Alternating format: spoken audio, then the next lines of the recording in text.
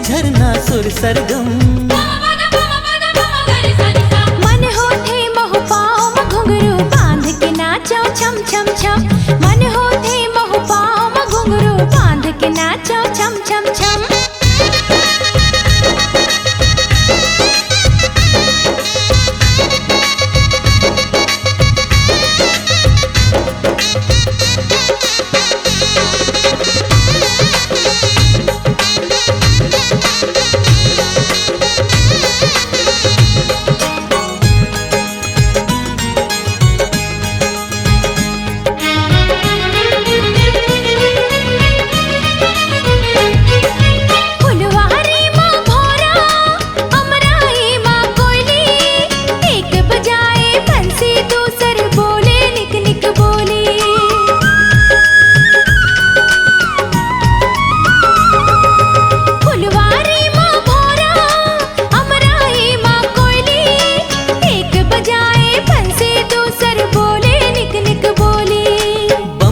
के फर चुनुर चुनुर जस पैरे बाजे है।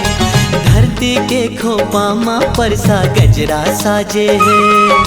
बम्बुरी के फर चुनुर चुनुर जस पैरे बाजे है।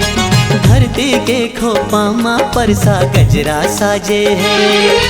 जलमा खेले नवा किरण बचपन जैसे होके मगन।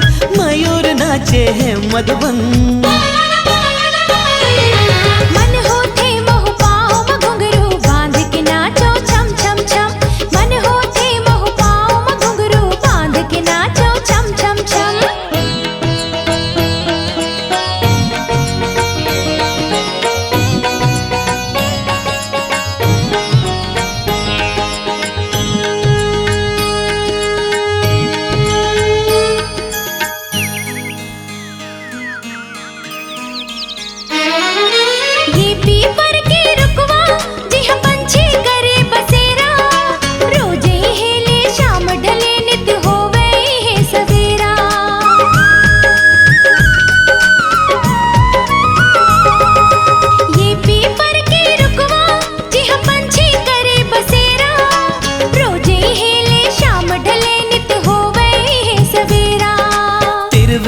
माँ शिव जी के ये मंदिर पावन है। महानदी पैरी के ये तट बड़े सुहावन है। त्रिवेणी माँ शिव जी के ये मंदिर पावन है।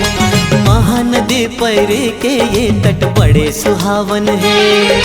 घंटा बोले घनन घनन डमरू बाजे डम डम डम। सब कोई बोले बम बम बम।